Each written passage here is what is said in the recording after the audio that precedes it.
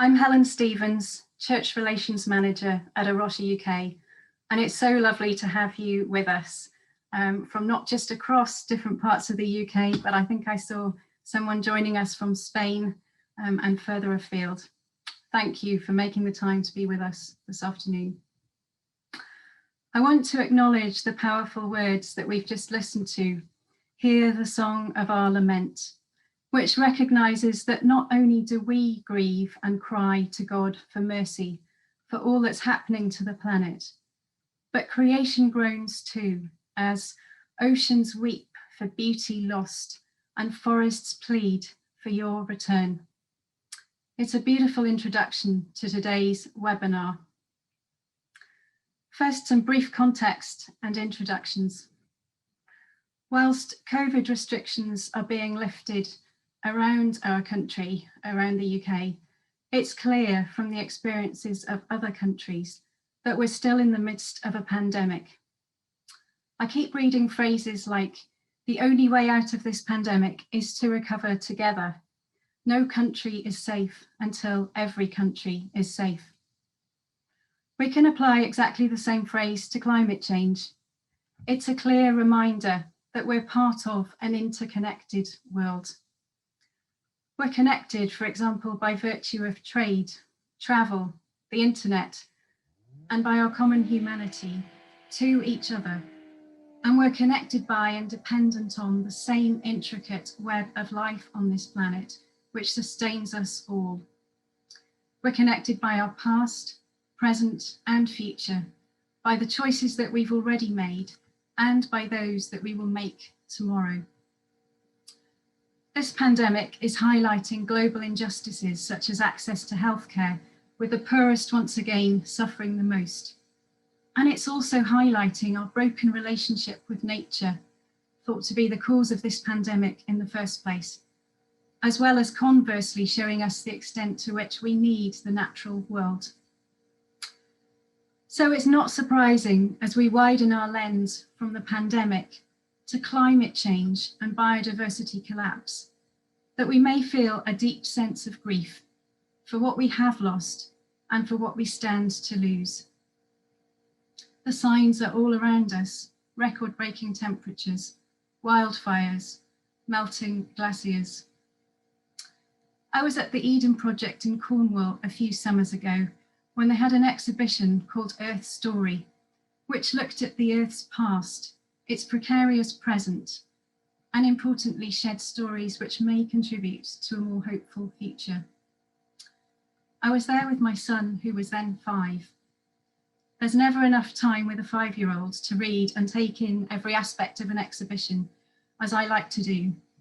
But maybe the room that I found myself in was the most poignant. It was a space called Countdown, which highlighted how the human population has doubled in the last 50 years, and Earth's biodiversity has plummeted. 1 million species face extinction, many within the next few decades. It was a circular room, and wherever I looked at every turn were images of extinct and endangered species. I felt a profound sense of loss standing in that room with my son. Thankfully, there were stories of species being protected and reintroduced to the wild and taken off the endangered list, which created space for somewhere to go beyond the sadness, for some sense of hope. When I was looking at this event listing on Eventbrite, I noticed a concurrent event happening in Leeds today, looking at pastoral care in the time of COVID. This afternoon, we're going to delve into why we might also need pastoral care for the whole of this time that we're in. So we've put on this webinar to help us as individuals and in our churches be more equipped to acknowledge and face issues of grief and loss, and to help us identify resources for how we can do this. I'm so grateful to the 3 wonderful speakers with us today to help us explore this issue. What does it mean to lament? How do we sustain our attempts to make a difference and act in the face of such startling odds for life on the planet, and build resilience? How can worship help us? We're going to hear first from Hannah Malcolm, Anglican ordinand and working on a PhD on theology and climate grief, and editor of Words for a Dying World, Stories of Grief and Courage from the Global Church. Then Reverend Lucy Winkett, rector of St James's Piccadilly and a regular presenter on Radio 4's Thought for the Day, will share some of her insight and experiences from 10 years of pastoring an urban church in London's West End, one of our gold eco-churches, which explores through great creativity how we make sense of where we are now in this age. And finally, Sam Hargreaves, co-leader of Engage Worship and lecturer at the London School of Theology, will bring a perspective on how worship can help us. After each have spoken, I'm going to bring the speakers back together for a conversation, and there'll be some brief time for Q&A with an opportunity for you to ask questions in the chat. All that remains for me to say is a huge thank you to the technical team of Sarah, Hannah and Lissy, my colleagues who are supporting us today. Also to let you know that today's webinar is being recorded and will be available on the A Rocha UK YouTube channel after today's event, but we'll also include a link in a follow-up email. Thank you, and over to you, Hannah.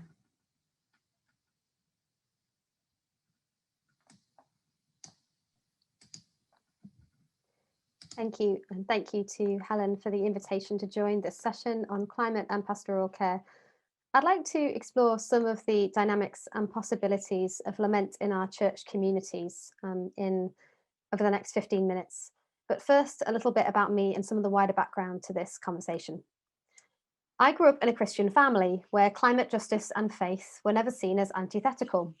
My granddad was a climate scientist and evangelical Christian, so seeing the place of climate science in Christian engagement with the world was never really an issue for me.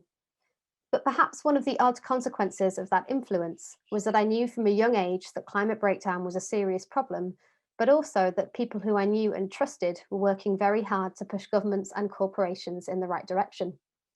Strangely, that led to a subconscious acceptance that by the time I was an adult, climate change would be under control. It didn't really take a primary place in my thinking until I was old enough to realize that adults make a lot of bad choices. When I was about 16, my parents became guardians for 3 teenagers and a baby who arrived in the UK as refugees from the Democratic Republic of Congo. And through our relationship, I became conscious of the ways that human suffering was closely tied to extraction from the land. Around that time, a number of my close family members were experiencing serious illness, and I was also diagnosed with quite severe depression. As a result of these different experiences, I began to explore what faith means in the bleak places, where there isn't a quick fix or simple answer. At university, I became an earnest activism person. I had a strong belief in the idea that writing letters, signing petitions, and raising money could solve a lot of problems. It was only in going through considerable failure in that area that I began to accept that perhaps that wasn't true. It was failure both in seeing campaigns fail, but also in discovering that my attempts to disentangle myself from unjust systems was like endlessly peeling back layers of an onion, that I couldn't achieve innocence. I think it was at that point that I entered a sort of quiet grief state, but I only really named it several years later when the 2018 IPCC report came out. I realized that so much of my own response and the church's response to major climate and ecological threat was to make longer and longer lists of things to do different or better.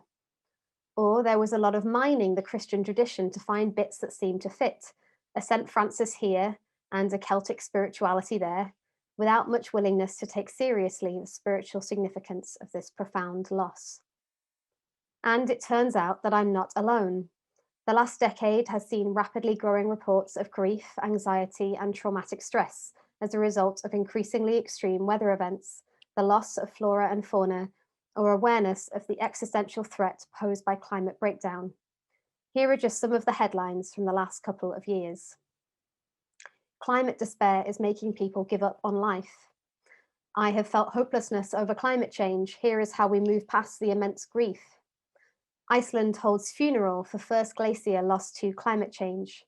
The search for environmental hope. Climate news is relentlessly, objectively grim. Should we ever allow ourselves to feel optimism? India, children grapple with the aftermath of farmer suicides. Nearly 60,000 farmer suicides have been linked to climate change. How scientists are coping with ecological grief. Climate grief expected to be widespread soon, but it's still not openly acknowledged. Derby staff and students given climate change anxiety therapy. Grief, frustration, guilt. The bushfires show the far-reaching mental health impacts of climate change. Or my personal favorite, apocalypse got you down, maybe this will help. Searching for a cure for my climate crisis grief. So how do we respond? Our churches are becoming better at proposing good things Christians should do in response to these crises. Changes to energy use, signing petitions, nature spirituality, and so on. And all are worthy of our time and attention. But basically, Christian engagement with environmental questions has been reduced to ethics. We ask which resources or tools can be drawn from a spiritual tradition in order to persuade people to behave in more ethical ways. And I don't believe that just giving people rules to follow is sufficient for imagining what our faith means in light of the scale of this crisis and the trauma experienced. What is the role of our church communities in responding to the experiences of first and second generation migrants or refugees, either fleeing the impacts of climate breakdown or watching from a distance as their overseas community is devastated? What is a Christian response to communities in this country devastated by flooding, farmers struggling against increasingly unpredictable weather, the anxiety and stress triggered in inner cities by hot summers with air pollution, no aircon, and no green spaces which offer relief? What do we have to say to young people who have given up on the idea of a stable future, parents who are frightened for their children? We remain ill-equipped for the pastoral implications of the world we are entering. One thing I am certain our response will require is lament. Pastoral care cannot be offered without collective acknowledgement of this grief.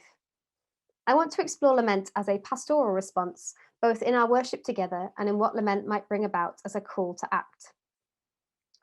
It's worth beginning by noting that the discipline of lament is not a replacement for other kinds of pastoral care, but it is a central part of it. Most of us are likely already aware that in a more general sense, expressions of grief in community are a vital part of coping well with loss, trauma, and injustice. But what exactly do we mean by lament, and how can we do it well?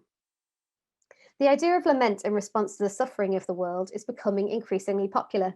I see it used a lot more now than I did 5 years ago. But lament is different from our individual feelings of grief. Our individual grief is important, but is not enough on its own to be lamentation.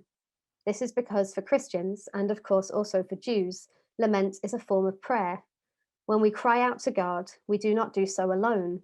We are part of the community of those who also cry out to God, whether visible or invisible.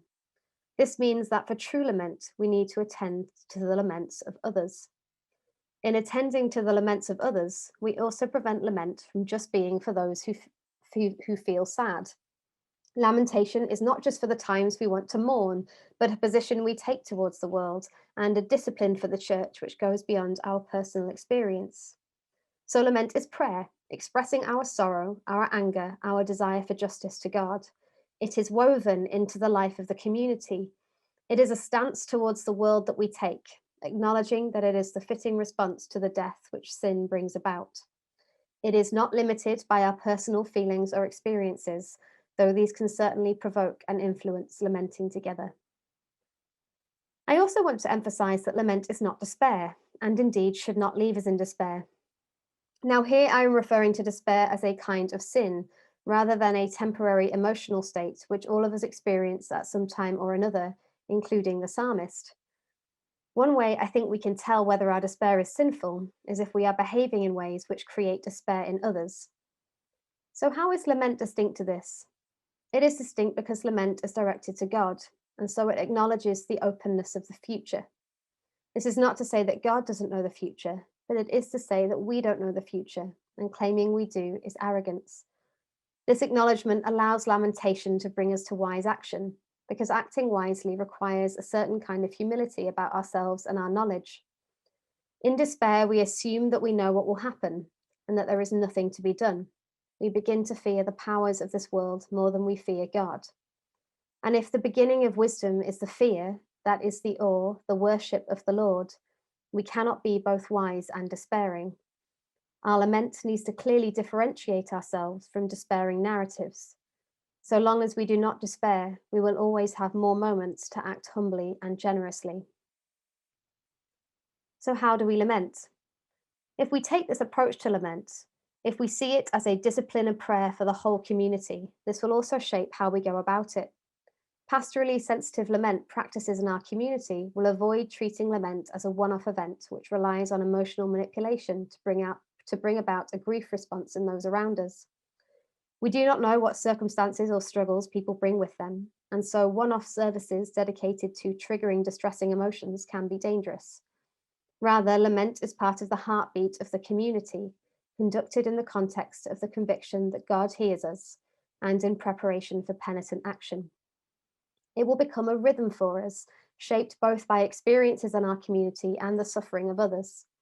And it will invite us to works of healing in the face of brokenness, works of life in the face of death. So what does lament bring us to commit to? Or to put it another way, what works of life should it bring about in us? One of the most consistent themes I found in expressions of climate and ecological grief is the sense of a loss of control. Feelings of powerlessness, being overwhelmed, fighting against a tide.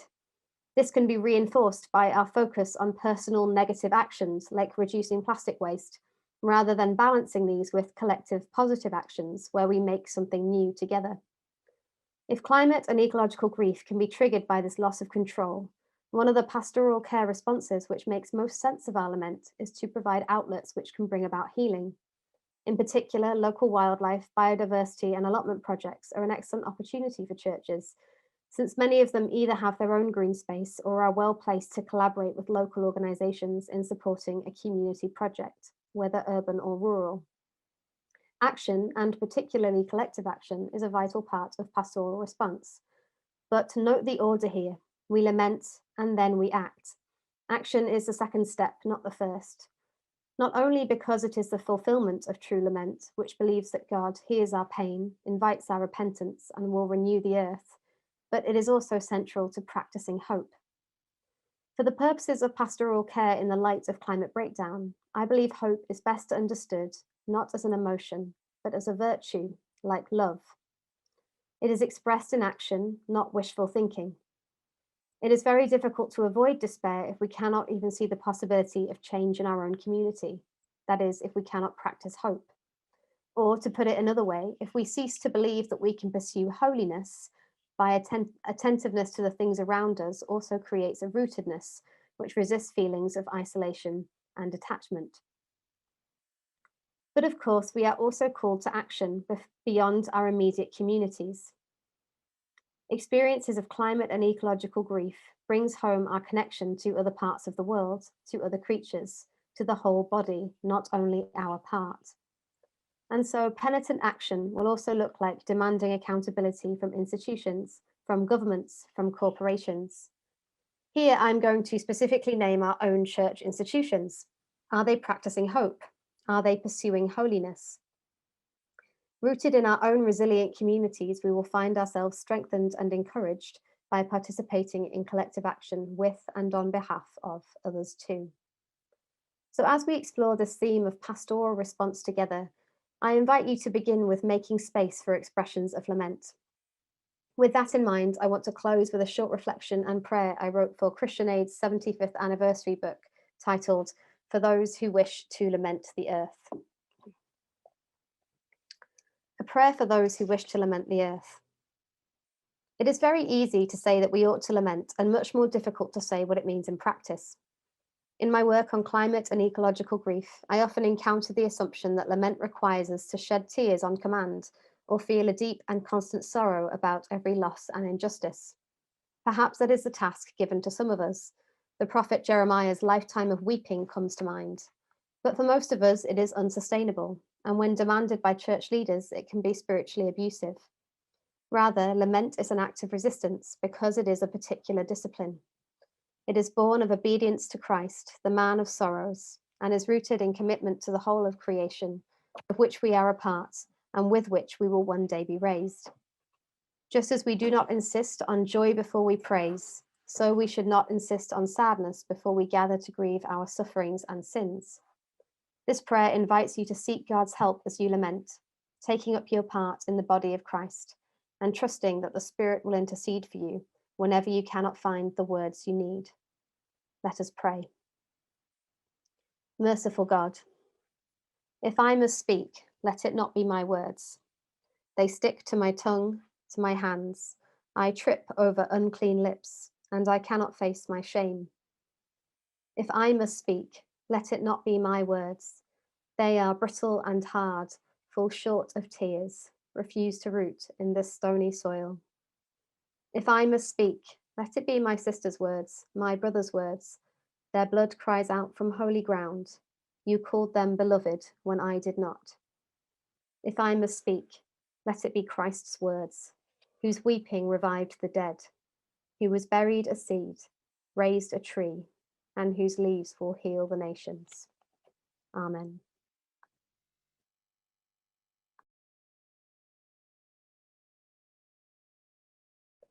Thank you, everyone. I'm now going to hand over to Lucy to share with us next.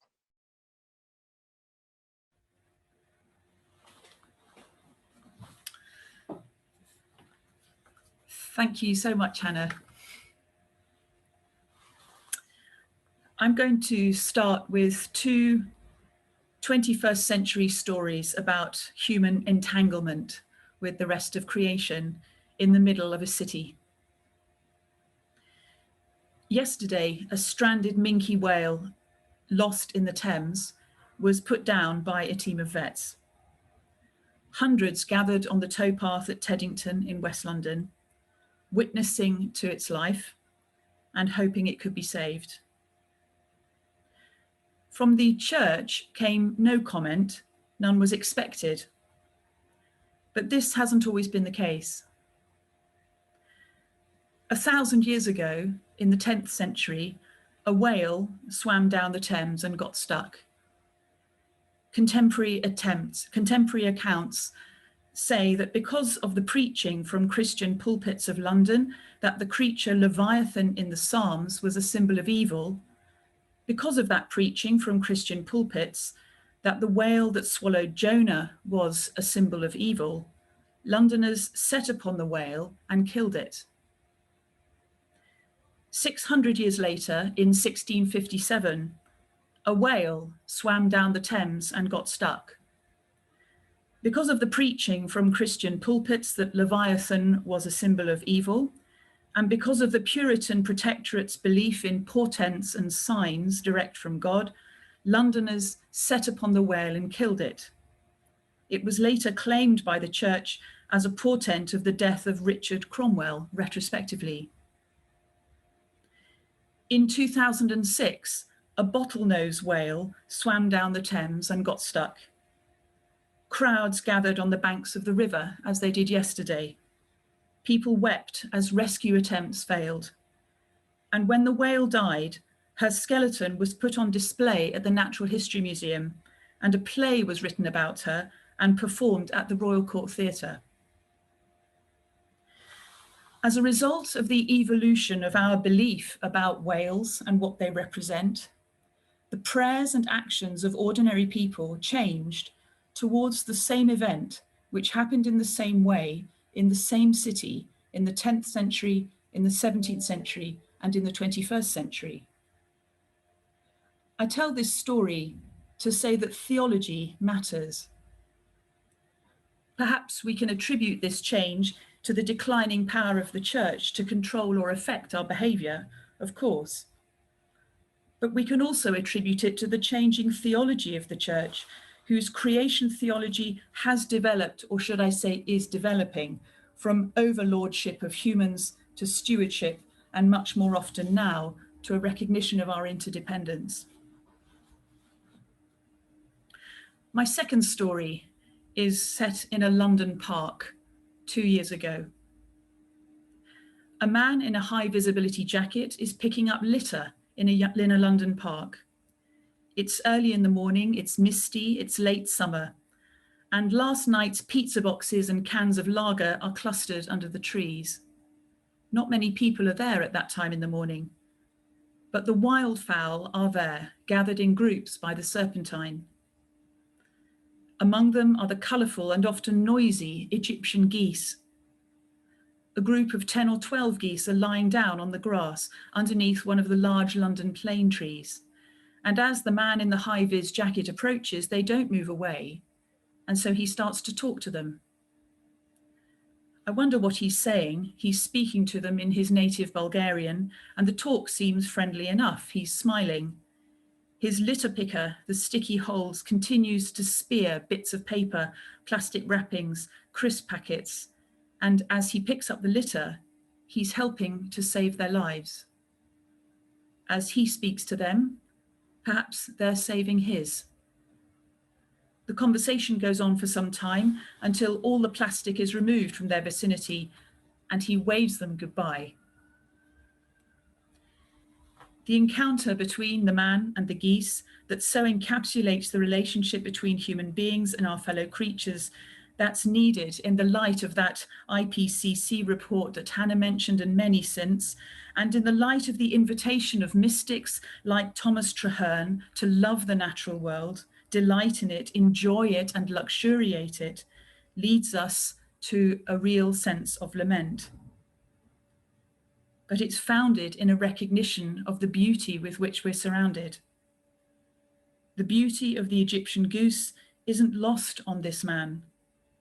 Their feathers, black, brown, cream, green, orange and white, distinctive dark brown eye patches contrast with their pink legs and black, brown and red beak.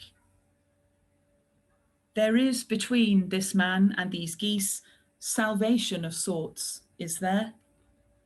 On behalf of urban humans, he's cleaning the environment in which they're living, removing human detritus, saving them from the city waste with which they're surrounded, and he talks to them in his own native language, far as he is from his home. Perhaps there is some sort of mutual salvation here, but also a sort of love in this tiny, fleeting personal encounter between humans and creatures in the middle of a city. From these two stories, the story of the whale and the story of the geese in the middle of the city, I want to ask us, how do we know what we know about living in the natural world? And secondly, how do we bear what we know? It's clear that we've never known more about forces beyond our control, which in itself sets up an imbalance in us. We know more than we've ever known before, but what do we have to help us bear that knowledge? The instinct to lament is one of our tools to help us bear what we know. And by understanding who we are in relation to the rest, which I want to offer in two ways, just for the final part of my talk, which is about knowledge and identity. How do we know what we know? And how do we bear what we know? Of course, we listen to scientists, geologists, biologists, many of whom have been estranged by religion.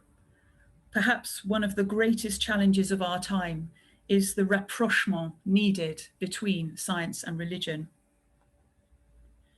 We also have felt knowledge as human beings.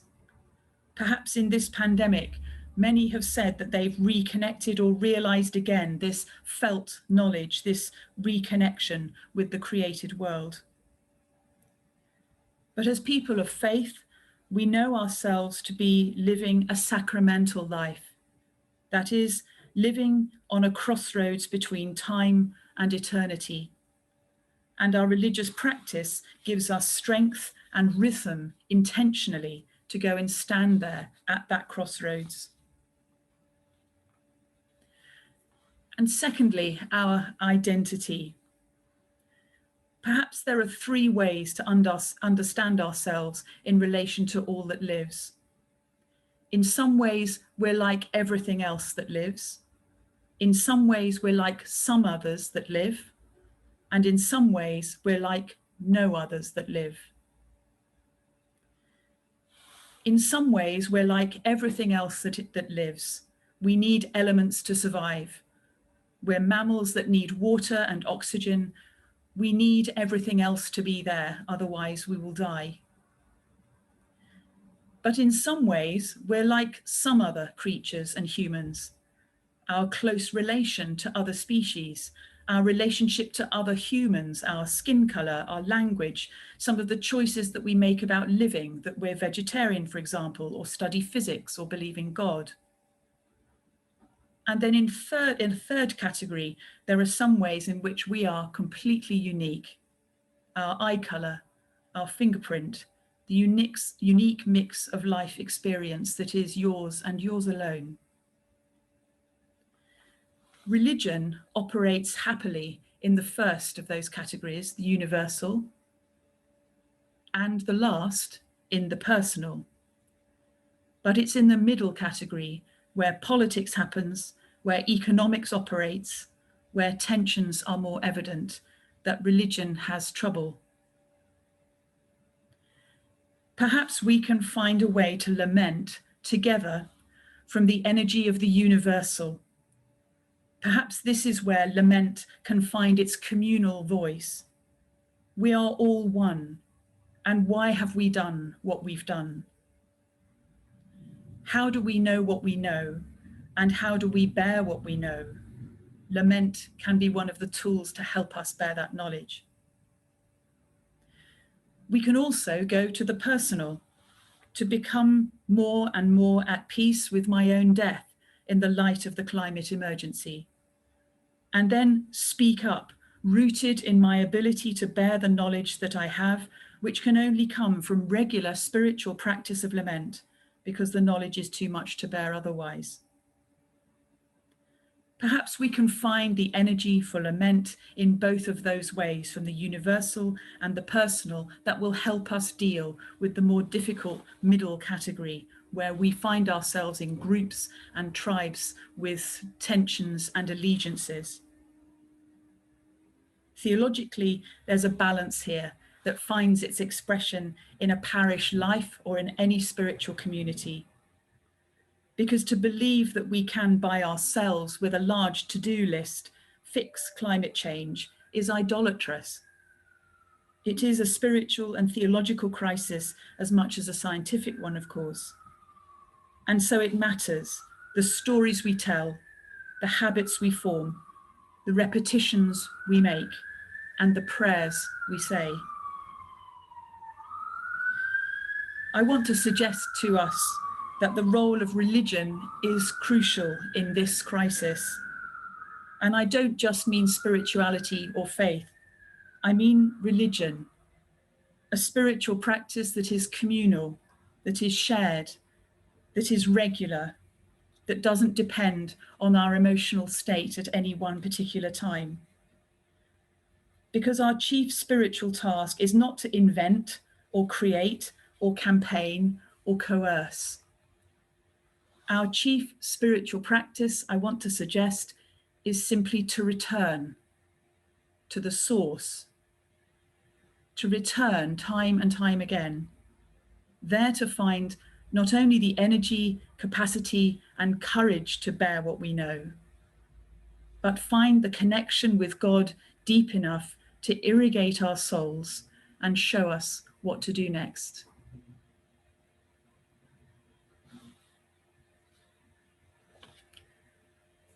I think I'm handing now to Sam. Thank you, Sam. Thanks so much, Lucy.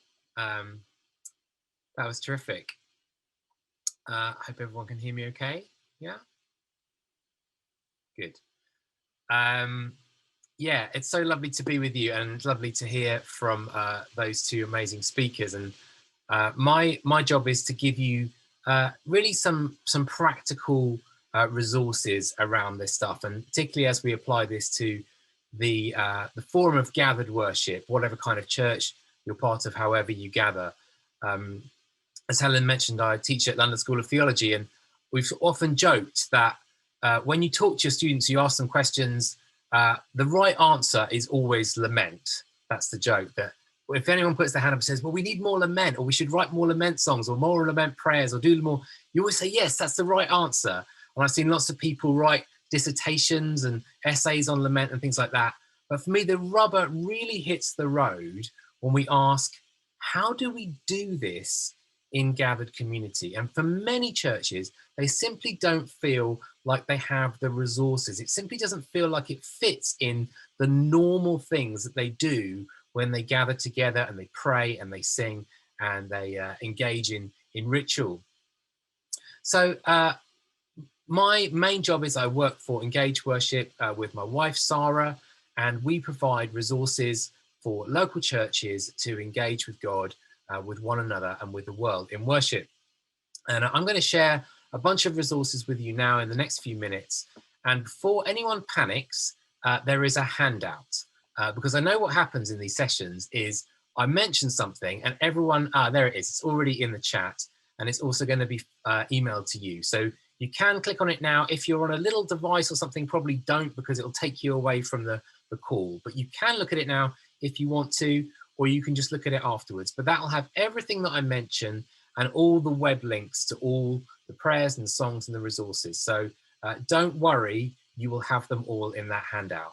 And I just want to say as well that I do recognize that we're all from different types of churches, different denominations and streams and spiritualities. And when I share things, I'm sure that there'll probably be three categories. There'll be the categories where you go, we could use that immediately. We could use that tomorrow. And you will just take it and use it. And that's great. There'll also be a second category where you say, we could use that, but we'd need to change it, or we'd need to adapt it, or we'd need to reframe it. And again, that is totally fine. Please go ahead and reframe it for your context. There'll also be a third category where you go, we could never use that. And again, that is totally fine. I hope in the examples that I give you, you'll find something that is either usable or adaptable. But again, if there's something that's not for you, please don't get upset with Helen, or, you know, write to A Rocha and say how awful it was because I shared something that wasn't quite right for your church. That's totally fine. We're all different. Okay, I just want to start with some general ideas around lament, because I do believe that even before we get onto the climate crisis and the environment, just for some churches, just the idea of lament, people struggle with. And Hannah's already mentioned that, hasn't she? That it's easy to say we ought to lament, but often hard to do. And sometimes I feel like we have this kind of impression that lament is something very dramatic. You maybe think about people weeping and wailing very loudly, or ripping their clothes, or sort of groveling in the dust. To me, that's kind of, when I hear the word lament, I think, gosh, that's a really big dramatic thing. And so sometimes with churches, and particularly actually when I've worked with children and families, I felt like what we need to do is just make it a little bit simpler. Use language that people understand. So sometimes I use the language of honesty and say we need to be honest with God about how we feel about this. Sometimes I've used the word sadness, and I'm going to show you on the screen a little prayer that we've, oh, here we go. Actually, I'm going to do this differently, sorry. What you need to do when you share your screen is just stop and share your screen while we talk through it. I'm not doing that. So this is a prayer that I've used with families and with all age settings, and I've asked them in groups to turn around and talk about, what do you feel sad about? That's a very easy thing that people can grasp onto. And I can really imagine if you're doing this in the context of talking about climate change or the environment, you could ask the question from that direction. What do you feel sad about when you look at how we've treated the environment? And saying what you feel sad about, that's something that everyone can relate to. And particularly in this time of pandemic, you know, everyone can say, well, this is what I felt sad about. And so you maybe get people to do that in groups, and you may get some feedback on that. And then we've got this simple prayer, and we base this on the story of Hagar. If you remember Hagar in the Bible, where at one point she says, you're the God who sees me. And at another point it says that God heard her son's cries. And so we just thought, you know, God sees our sorrows, he hears our cries, and we lift those to him. And then we just made this a little bit more interactive by adding some movement. So I don't know if you want to do this with me. It might just make it a little bit more. I know you're sitting down probably in your living room, but maybe just use your hands a bit and join me. So to see our sorrows, you just put your finger here, just run it down your face, and then just cup your ear or you hear our cries. And then finally, we lift our burdens to you. So you might get some feedback, and someone might say, I'm really sad about, I saw on the news about polar ice caps melting. As the leader, you say, God, you know we feel sad about the polar ice caps melting. And then together we say, you see our sorrows, you hear our cries, we lift our burdens to you. And that might be a simple way that you can help people to engage with this idea of lament. There's a few other ideas on our website that you can look at. This is one around ash, using ashes, maybe from a barbecue or that kind of thing, and putting them on a white sheet and using the symbolism of that to help you lament. Again, that's something you could very easily turn towards climate crisis, that kind of thing. And I also wrote an article on our website where we talk about just the idea of grief, sorrow, mourning before God, and lament. And in this article, there's a lot of kind of links to resources and songs and ideas. So if that's helpful for you, then you might want to have a look at that. Now, turning more specifically to the environment, I'm part of a group, this is Engage Worship that I work for full time. I'm also part of a group called Resound Worship, which is easy to get those two confused. But Resound Worship is a songwriting and song sharing in a kind of contemporary style. And we try and write songs that go into the gaps, really. Often we're trying to write songs where there isn't a song already. And so we did a whole album of worship songs around God's creation, around the environment. It's called Doxicology. It has about 12 songs, and you can look at that on the website. You can listen on Spotify or YouTube or however you normally access music. And as part of writing this album, we wanted it to have a range of postures. We wanted there to be some praise. We wanted there to be some thanking God. We wanted there to be some narrative songs. And we also wanted there to be some songs of confession and of lament. And if you came in a little bit before the start of the session, you'd have heard one of those songs. It's called Hear the Song of Our Lament. We grieve a dry and broken land. Hearts are turned from your intent, and earth is ravaged by your hand. Oceans weep for beauty lost, and forests plead for your return. Fields are drenched in tears and blood, and all nature groans beneath sin's curse. This is written by Keiko Ying, who's Chinese-American worship leader, and I think she's done a great job of just expressing this in a song of lament. And so again, the links are there if you want to have a listen to that, and you can get hold of that and you can use it in your services, either as a video or if you want to play it live with a group or a musician. Also on that album is a song called If the Fields Are Parched. It has a very similar lyrical chorus. I think obviously have mercy, Lord, is one of the things that we often want to say when we're lamenting. But I love the lyrics to this too. If the fields are parched and the trees are felled, will the rocks cry aloud on their own? If the birds are starved and the beasts are killed, will the bones in the dust lift a song? And then the second verse is, the oceans rise and the wells run dry. Do we care if disaster is near? If our children starve, will they cry to God? Will they curse us for closing our ears? There's some really powerful lyrics there in a kind of the musical style is kind of modern, kind of contemporary worship. And I don't know about you, but there is just very few songs in that style where it's talking about some of these themes. So that might be something that you want to have a look at and check out. We're also, right at the end of this session, going to listen to a song called Where Are You in the Storm? And again, that's one of mine, and that starts in that more lamenting place and then moves more towards hope towards the end. We also did a book that came along with this resource called Doxicology. Every song has a short chapter. We've got people like Peter Harris from A Rocha, who wrote the introduction, and other people who wrote different chapters for us, Jeremy Begbie, Rachel Wilhelm. And at the end, there are 3 service plans that we put in the end of this book around creation and how to use the songs and other prayers and PowerPoints and videos and things to help you engage. And there's some stuff on there with lament themes in it. There's a focus on litter, actually going out and doing a litter pick, which is a very visceral way, especially in an all-age setting, to help people to connect with the ways that we've ruin the planet. And for us, when we did this in our own worship gathering, to do that litter pick and then to pile all the litter in the middle of our worship space and think about, what have we done to the planet? How do we respond to that in God's presence? There are other things in there, a confession prayer. I've listed some things on your handout that you can look at. If you are more of a hymn singing church, then I've got a couple of suggestions for hymns. The Garden of the World is by Sheila Arena Murray. I think she's from New Zealand.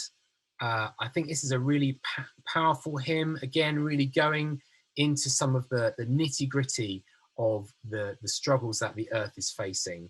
And this is one of those hymns that doesn't end nicely.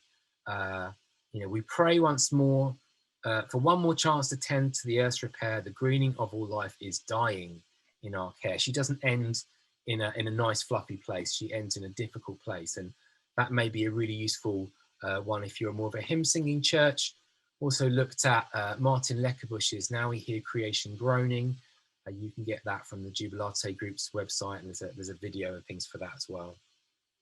And I was thinking as well about this and how often when we've lamented for different things, we've used Kyries, sung Kyries to help us. Often, putting words to this stuff is difficult, but just to say, Lord have mercy, in a language that is used throughout the world, as people say, Kyrie eleison, Lord have mercy.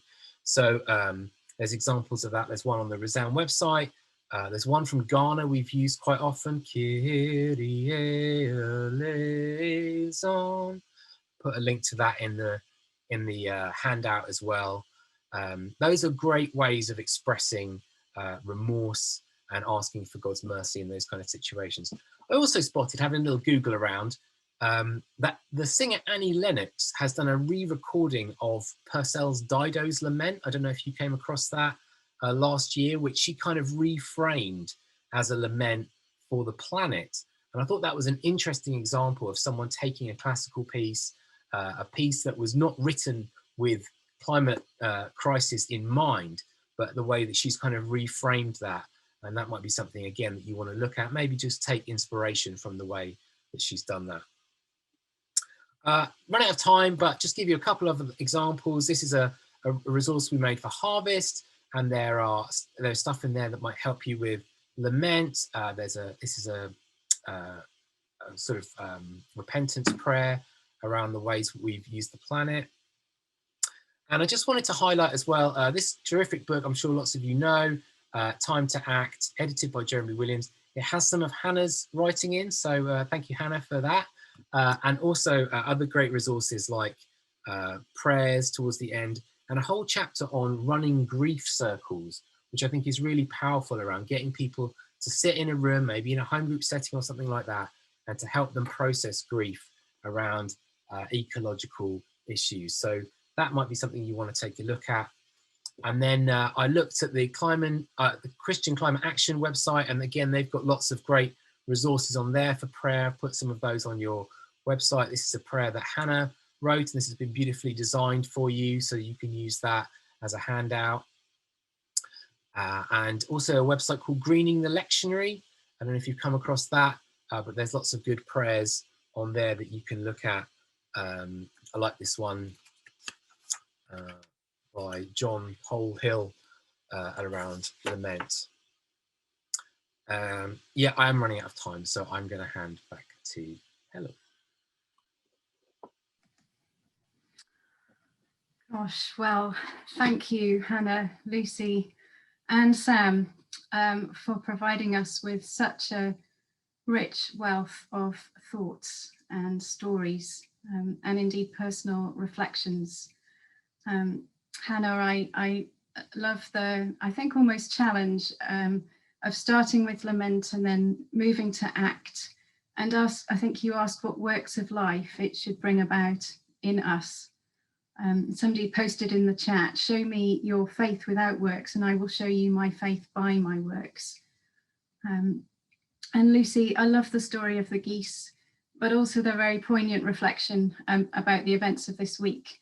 And it left me wondering how we might respond to a whale stuck in the Thames in 5 or 10 years' time.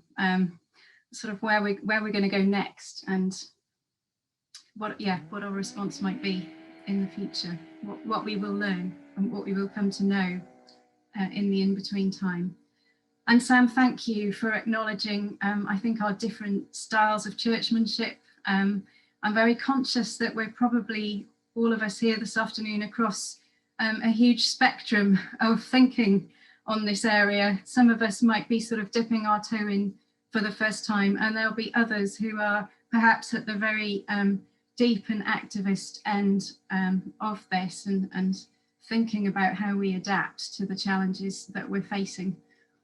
There are any number of threads that I could pull on, and I'd love to give you space to respond to each other as well. But I wonder if perhaps I could pick up on starting with almost our personal or our individual practice. Lucy, I think you said that our religious practice gives us intent to stand at the crossroads. And I'm conscious that here at A Rocha UK, we often talk about daily finding joy in creation. And I recognise joy as something that we can hold even when actually we're in times of really deep sadness. I wonder is it about widening our lens in our daily practice to hold this sense of loss and this lament, whilst also trying to hold the joy? How might those two go together? And how in all of this do we practice self-care? Don't know if Shall I just have a go? I mean, I think I'm slightly speaking up for religious practice, I think, rather than, and I'm not saying that in contradistinction to a kind of personal spirituality, but I think that it's responding to some of what Hannah was saying, that I think it's a bit like confession. You know, there's a kind of, every week in the Eucharist, if you're a church like ours, we say some pretty bracing words about how we're living, about negligence and deliberate fault and, you know, all that kind of stuff. But we say it together. So there's a kind of, I am saying it to God, but I'm saying it with others. So for me, that gives that it kind of grows courage. So that there's two things there. One is that it's together and it's regular. So I suppose that's why I'm speaking up for religion rather than, or as well as a kind of personal prayer, because I think repetition, it can breed contempt, of course, but it can simply mean, I was saying that the main spiritual task, it seems to me, is to return, not to invent or create or think of something more brilliant to do, to get people, to get the message about climate change across. We get stuck in all of that sometimes. Actually, if we're in that habit of returning, simply returning to the source, which is God, then it becomes more apparent that we can remain somehow buoyant even when it feels like we're drowning, and that we do that together, and that it becomes a regular part of our practice.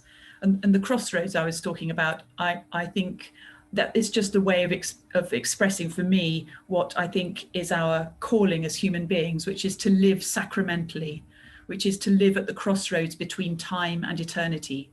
So I can get very weighed down by the stuff that's going on today, but it's infused with eternity, which kind of says that the joy is just right there. It's just you know, it's a thin veil between now and then. So the crossroads is the sacramental living, I suppose, and religion gives you the strength to go and stand there and to keep going back there and to keep returning there. I think that's the kind of framing of it that I would offer as a way of thinking about it. Thank you, Lucy. And does that, do you think, give us more strength and courage to stand then in the middle ground that you talked about, where things can and are very messy in many respects? I think for me, you know, paradox is a native language of religion. Mess is absolutely where it's at. I mean, obviously, but it's more than a tolerance. It's an attentiveness to that grief and that and that unmendedness. There's a philosopher called Gillian Rose who talks about the unmendedness of the world, and I really love that it is unmended, which somehow holds in it the promise that it could be mended, but not by us, which is a great relief. We can play our part, but it's not down to us. So that, again, the anxiety just we can rest a little in that unanxious acknowledgement that the world remains unmended. Thank you. Yeah, that's really helpful. Hannah, is there anything that you would like to pick up on? Yeah, I think I'd echo the emphasis Lucy has put on the role of communal and consistent return to these themes as part of what minimizes this sense of these quite roller coaster emotions where we aren't where we're asked to hold things that are quite difficult and painful in a sustained way in a one-off context without the security of the community that we're part of, and without this sense that it's a continued journey that we're on as a community. One of the comments in the chat was about like straight up climate deniers in a congregation. And again, I think one of the advantages of incorporating some of these themes into liturgy, which is shared together, beginning from the assumption of a particular conviction about human relation to the non-human, about the role that God has given us, about the dignity and beauty of the earth that God has made. If it begins from that assumption and invites corporate response, there's a sense of minimizing that that interest in what each of us personally have brought as our own reaction to that as a stance, that there's an invitation to join in, and it means that those who find that difficult or frustrating can bring it up, as individuals afterwards, but they're invited to something where there's an assumption of a shared perspective on the earth. So I really do endorse that as an approach. I was trying to share in the chat a full Eucharistic liturgy that someone shared with me the other day that incorporates this theme into a Rogation Day service. And I will send it to Helen so that she can share it with you all afterwards. But it's drawing on a liturgy put together by the Anglican Church in Kenya, and does a really good job of demonstrating how we might incorporate these responses into a liturgical format. So I'll share that later on. I think the question about joy and grief and how we manage that with self-care, I would return again to, in my own experience, one of the things that makes carrying a lot of this stuff manageable, particularly it's become a kind of day job for me talking about this. One of the things that makes it manageable is creating genuine relationship with the world around me that is also sustained. And that's returning again to this idea of positive action in the world, which creates new relationships, as being something which is much more sustaining than the necessary, but basically negative actions, which we also have to do. So, reduction in waste, minimizing our impact is necessary, but on its own can be draining and demoralizing. If we also cultivate relationships of belonging in the world around us, then those things will increase our joy. And again, those relationships of belonging are not limited to those who are who are climate activists or who have a full working knowledge of climate science. They belong to the whole church community. They're ones that all of us can cultivate. And I think seeing the beautification of the world around us as a gift that the church can offer to local human and non-human communities is a particularly powerful way through that. On another very practical note, I don't watch David Attenborough documentaries anymore. Find your boundaries. There's, as Lucy mentioned, we have more knowledge now than we've ever had. It's important to stay informed, but if seeing images of the devastation of the earth over and over again is distressing for you, you do not have to do it. You don't have to put yourself through that if it will limit your capacity to respond in beautiful ways, in life-giving ways. So very practically, I limit my engagement with those kinds of things, as valuable as I think they are as sort of more general educational tools. Thank you, Hannah. That's really helpful. Yes, I sometimes feel like I have to steel myself to watch a David Attenborough programme to see what he's saying or how he's presenting it. But certainly I have a colleague like you who doesn't watch any of those sorts of programmes anymore. There's so many threads here. Sam, I wonder if, to bring you in, I wonder if, you know, we're thinking about how we know so much more, but also different ways of knowing, and perhaps worship is a way, you know, is one that can lead us to access things that we didn't know we knew, and that sort of felt knowledge that I think Lucy mentioned as well. Have you seen, how have you seen this work in church settings? Have you seen people almost come to know things in a different way by trying to access lament together, trying to lament together? Yes. I mean, I feel it's only really been in the last few years that I've seen people really certainly go there from the environmental point of view. But I've seen an amazing openness that I don't think was there before. And I think we have shifted as a society where people are far more open to having these conversations, and that lament has to be a part of that when we start having these conversations. But as the guys were talking, I realised I ripped this completely out of context, but 2 Corinthians 7:10, Paul writes, "Godly sorrow brings repentance that leads to salvation and leaves no regret, but worldly sorrow brings death." And I wonder if there's some, I know he's not talking about exactly the same thing, but I wonder if there's something analogous here. There is a kind of worldly lament, which is basically a kind of wallowing or just retreating into the awfulness, whereas there's this kind of godly sorrow, godly lament, and then he says it brings salvation that leads to repentance and leaves no regret. So there is a kind of moving on from this. So I feel that, you know, the part of the opportunity we have is to give people spaces for this, and then also to help them to move on. And if we can do that as we gather in buildings, maybe we can do it better when we see something on the news. You know, worship shapes us, doesn't it? When we gather together, it changes us, and it gives us vocabulary that when I am watching David Attenborough, I can say, "Oh, Lord have mercy," you know, genuinely, and then I can move on.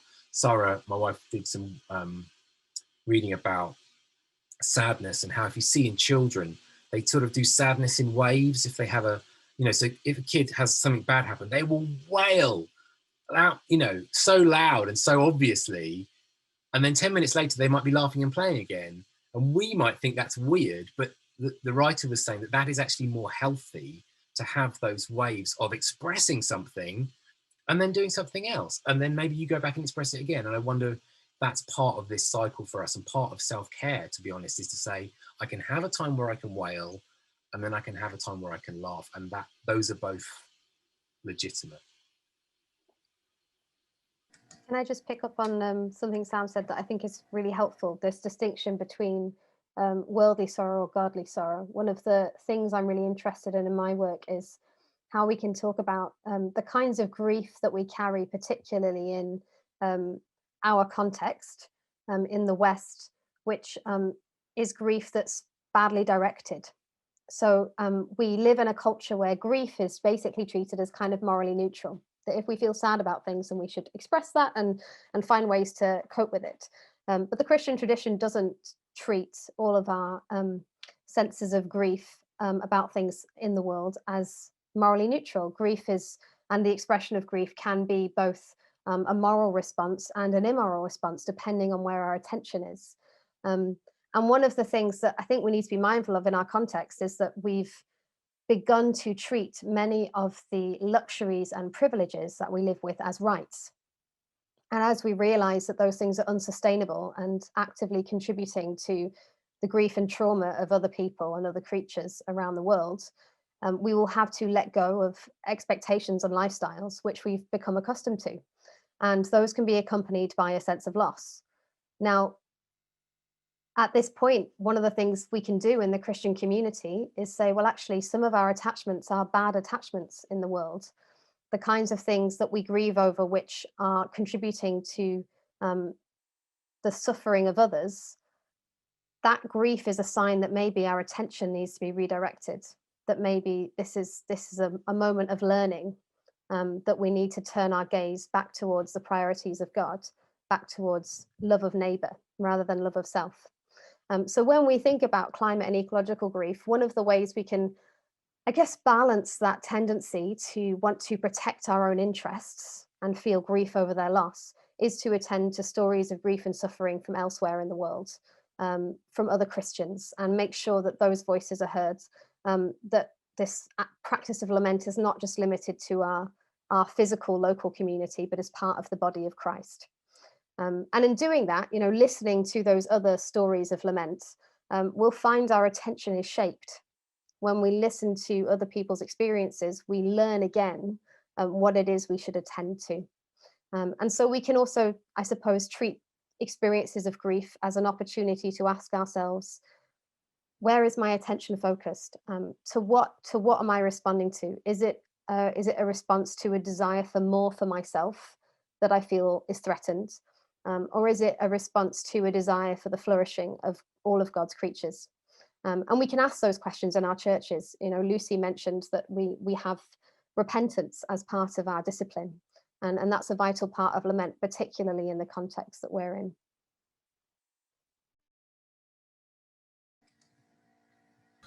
Could I just, Lucy, please do. I think there's a couple of things up in the chat as well about cultural diversity, and I think that's incredibly important. My own context at the moment is in a white majority church in the middle of London, and so that will bring a kind of very particular way of reflecting about what lament is, and I think it's very important to try to listen to one another's different experiences and different expressions of lament, and not just get hung up on the fact that there is only one way to do that. And I think also about the question that I was posing, how do we know what we know? And I think again there's a kind of there's just going back to the David Attenborough documentary, topic that we can privilege scientific knowledge, of course, and that's it. That is important, but there are many, many different ways to know what we know and to bear what we know. And I think just to be gentle with one another, to let each other and learn from each other, express that in different ways is a really important aspect of this. And one of the things, I suppose, where do we find scripturally lament? Most possibly in the Psalms, but one of the things that the Psalms do really well is hold together things that don't necessarily don't necessarily have a logic to them, so that there's an ability to hold difference, an ability to hold paradox, an ability to hold, as I was speaking about, unmendedness in the Psalms, that I think is incredibly important for us, because we can, again, there's a kind of Western fantasy that we're on this progress project and things are basically always getting better because we have more scientific knowledge. This is patently not true. So it's a fundamental challenge to our kind of speaking as an English Christian, it's a fundamental challenge to a kind of trajectory, or a theological trajectory that's been peddled by our church for a long time. So I think it's very important to have a way of challenging that and listening really hard. And just very briefly, I wanted to mention the power of non-verbal lament. So in our church, and I know some people are on this call, we've just got this amazing group of people in the congregation who I have learned so much from in my time here. And one of the ways in which they have helped us all lament is through art. And so, in the last lockdown, we grew wheat together. We happened to be sowing this wheat on the last Sunday we were together. Everybody took it into their homes, and I inadvertently became the wheat farmer at the church because I was the only one there. So I had to learn how to grow wheat and harvest, and it was amazing. It was an amazing thing in the courtyard of Piccadilly. I'd never knew that I was going to have to do that when Hannah, I don't know if you're learning this at theological college, but I have to say it wasn't on the syllabus when I was there. So it was very odd to incorporate it over the next couple of years. It was an odd thing to have to learn. Today I had videos sent to me by somebody in the congregation who knew how to thin out wheat and all. Anyway, so what I'm saying is that kind of art project that we were doing together was very helpful, and it wasn't just about finding the right words. It was about growing wheat together and narrating that through the year as an obvious way of looking for new life and celebrating joy, but also harvesting it and sharing it at communion as well. Lucy, I love that story. Yes, I knew that was a project that was being undertaken last year. It's just lovely to hear about how you all did manage to get involved in that during lockdown as well somehow. There's loads going on in the chat, and we will turn to that shortly. I think you're all, thank you, also helping to keep an eye on this thread. I wonder if I could ask one more question. Lucy, given all that you've just said, I mean, you've been at your church for 10 years and you've, I think from what you've shared, grown with your church community as you've explored this together. How do we, I'm very conscious when we talk about eco-church and eco-diocese, how much it often needs the support of church leadership for churches really to embrace, I mean, first off, caring for the earth as part of our faith, and then, to take that even deeper. And it strikes me that the same applies here, that, we're in one sense bringing a lot. There's a lot in this conversation. We're bringing a lot to our churches in wanting to make this part of our corporate practice together. How do we enable and equip our leaders? I know you said you weren't shown how to grow wheat, Lucy, but I don't know that you would have had these sorts of conversations either. And I'm conscious that our church leaders are probably quite exhausted from the last year that they've had, and there's also this sense of keeping on going. So I wonder if you could perhaps just share any thoughts around that, please. I mean, one of the difficulties is that it all gets, this isn't the case so much now, but I think for clergy, it gets kind of focused on something like harvest. So you do harvest in the autumn, which is, anyway, you do that, and then that's kind of it for the year, and then you can do other things during the year. So I think there's something for me about the regularity and the fact that it's not a kind of separate topic on its own, that creation, the praise of creation is what we join every time we celebrate the Eucharist. We're joining something that's already happening. So it's more to try to give it that theological context. But I think in terms of the exhaustion question, which is very real, and particularly right now, I think it's helping to provide resources and a way of putting together something that's regular. I picked up very strongly, I think it was Hannah's point earlier, that church leaders might feel under pressure to kind of do something or to put on a special service that is in fact triggering unhelpful emotions in itself, and that that can be really difficult and not to say damaging. So it's more about integrating this thread, this seam, into the whole of the liturgical year, and also giving people permission to say it doesn't all have to be in your sermon. You don't have to go and read a whole stack of theology books and it's all down to you. It's not at all been down to me at all at the church I'm in now, and in that sense it's been very much more corporate. So non-verbal, an art project throughout the year, regular. Don't put all the onus on a church leader to have to read a book and preach a sermon about it. All those kinds of things. It's releasing the enthusiasm and lament and capacity for joy in the congregation itself is the most important thing, it seems to me, because then it's genuinely communal and genuinely shared.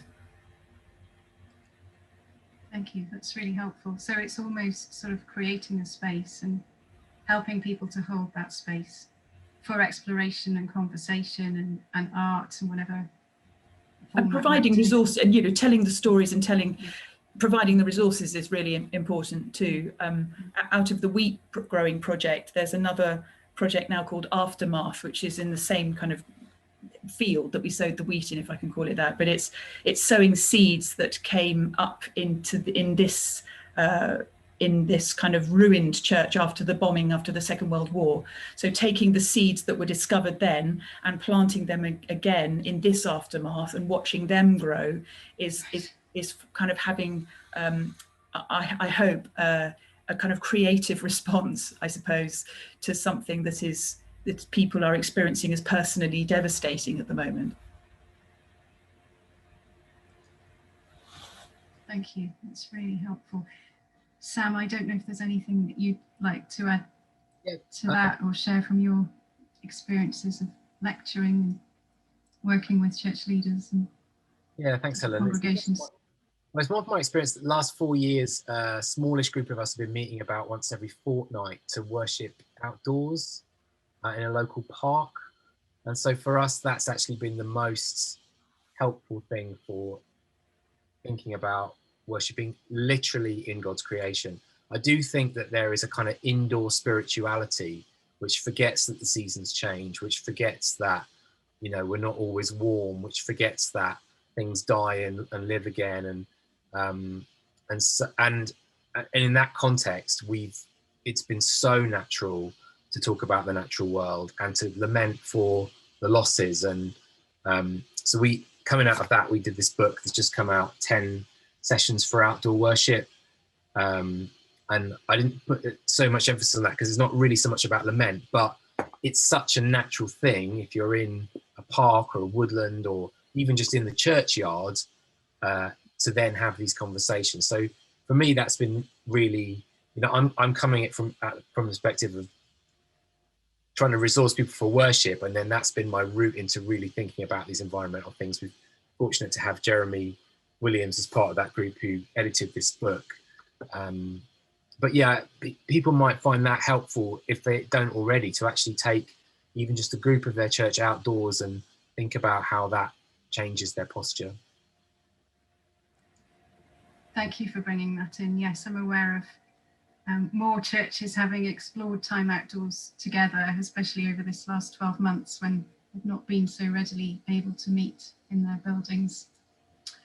I'm conscious that we said we'd do a Q&A, and there's a whole stack of questions that have moved, you know, coming up in the chat. I mean, in a sense, it's just, I think, a continuation of our conversation, but I do just want to make sure that I'm picking up some of the other things that have come out here. I wonder if I could read this comment to you, in particular, picking up on young people. The research is clear, and in fact, the report from Youthscape and Tear Fund, I think a month or two back, speaks to this, that our young people are distressed. And so this person is interested in how we encourage and model the intergenerational conversations that need to happen within our church settings.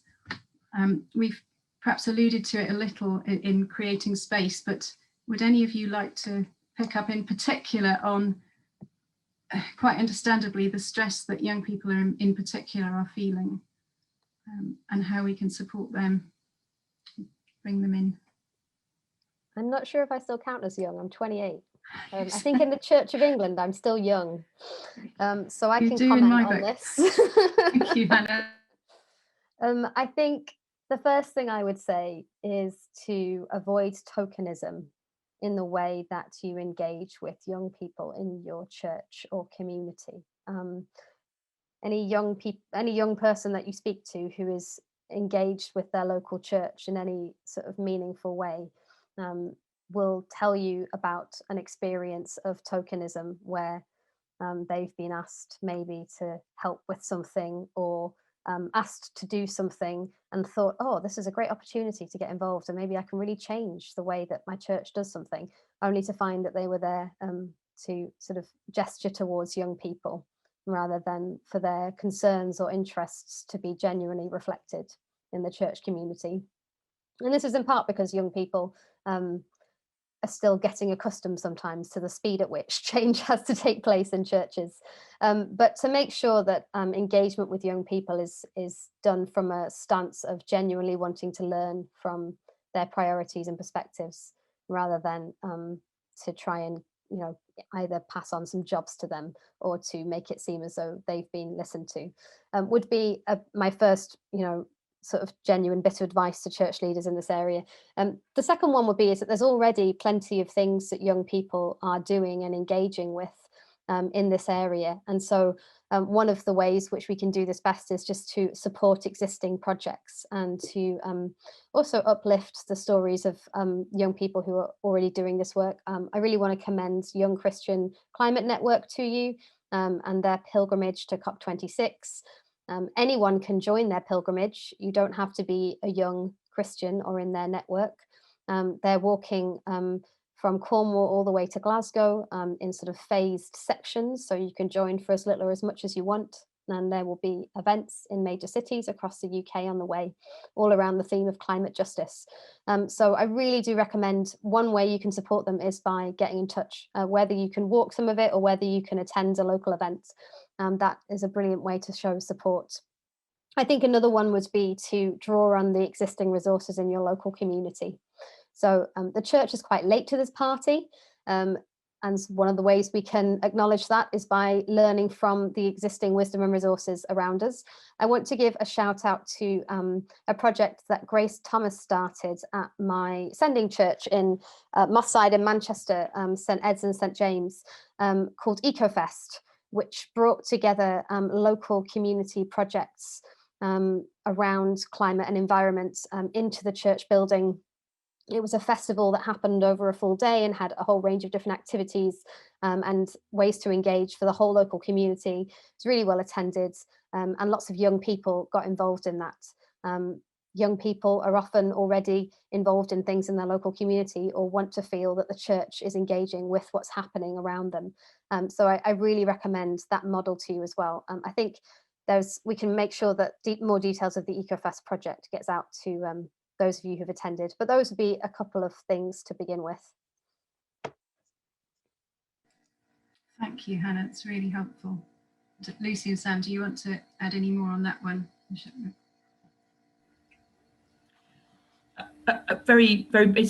It's a little bit on young people, but also on another aspect of this, which is, I think that it's a subject, of communal concern that can be shared very well with other faiths, and it's a really good way of connecting. That there are, there's been various things we've done with the Festival of Sukkot or Tu B'Shvat with the local Jewish neighbours, and also we did have at one stage a peace feast, which one of the people in our church organised, which was young people who were Jewish, Muslim and Christian coming together and having a meal together. It happened to be in our church, and discussing issues of common concern, agenda set by them, discussion set by them, but in a kind of in a sacred space, as it were, which gave the discussion, I suppose, a different flavour. But I think that this particular part of our kind of shared humanity is particularly fruitful when done together across faiths and obviously across generations.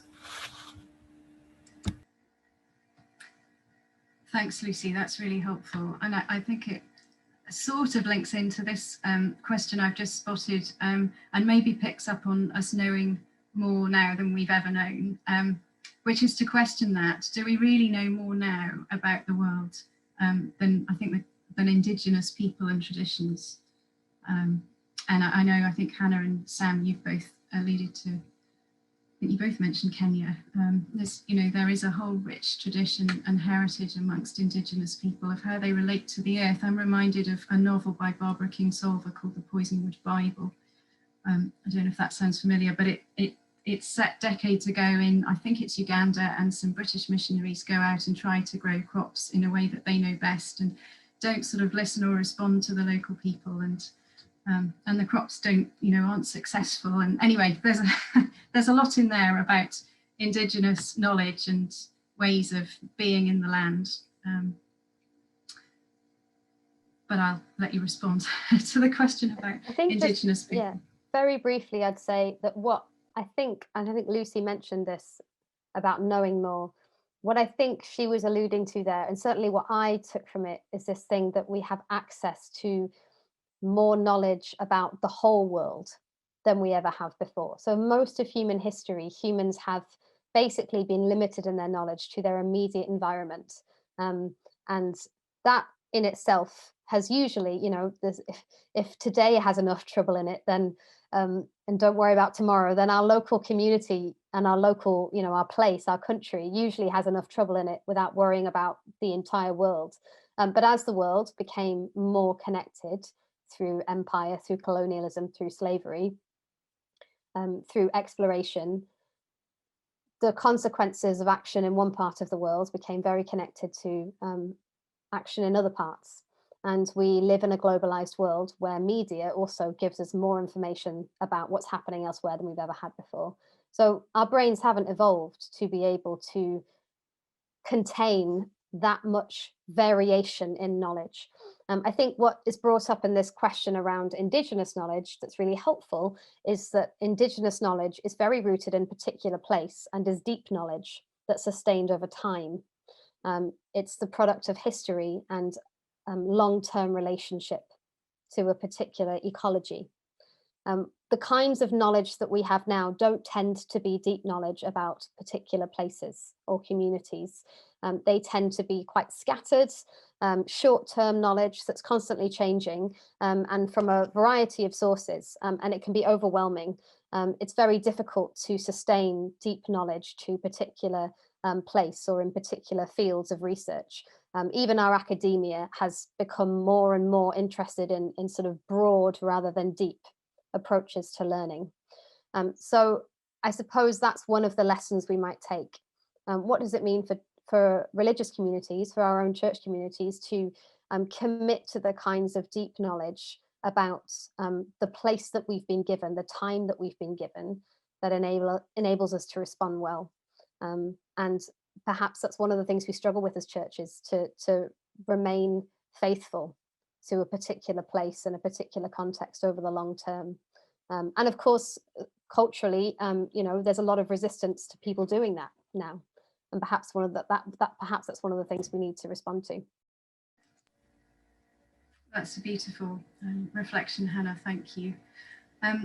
Sadly, we are just about out of time. I'm thinking we might need to repeat this in 6 months' time, or maybe after the COP. Somebody's asked us how we almost life after COP26, and everybody's going to need a rest after that. Lucy, Sam, any of you, is there a final comment that you'd like to make in about 30 seconds before we close? Just very quickly, someone said, how do we transition to hope? I think you just got to think, if it's in a gathered service, you've got to think through that transition carefully, so it's not a big grind of the gears into a very joyful moment. But I think there is so much hope in the Christian story. Reading Revelation 21, God saying, I'm renewing all things, and we have this hope in God. So actually, we don't need to just lament and then stay there. We don't need to lament and then give some platitude. We actually have a sure and a steadfast hope in God renewing all things, and that's how I would transition. Perhaps I can just pick up on that and what Hannah's just said, in a sense of saying that I think one of the hardest things to do in Christian spirituality, in all spirituality really, is to really be where you are and be there. There's enough lament there, and there's infinite joy there, without having to work very hard to go somewhere else. So I think you have Indigenous knowledge of the place where you are and the life that you're in and the planet that you inhabit. So I suppose, picking up on Hannah's definition perhaps of deep knowledge, as alongside broad knowledge, growing can be down as much as, across. So go down, go deeper. What a beautiful place to finish.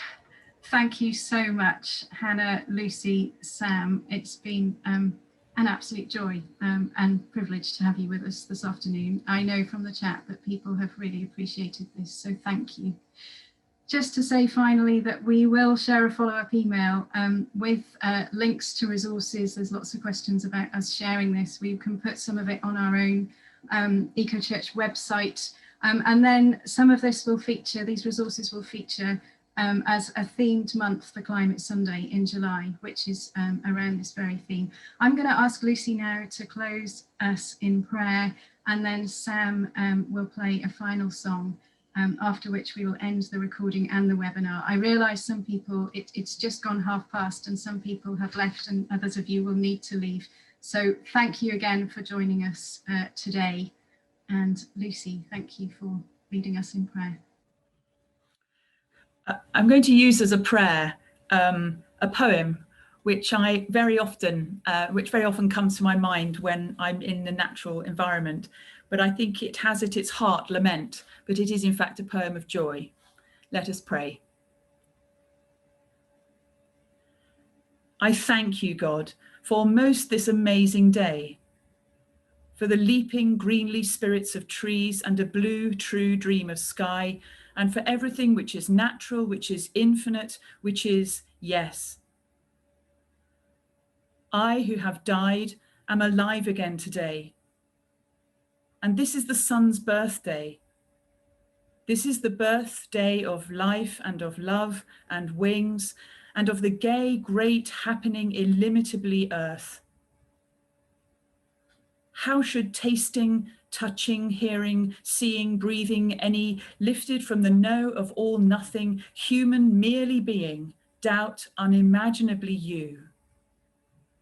Now the ears of my ears awake, and now the eyes of my eyes are opened. Amen.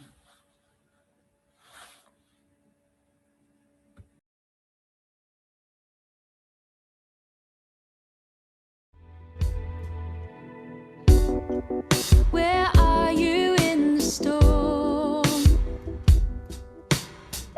In the chaos, can you hear a desperate call? Water rising, are you sleeping?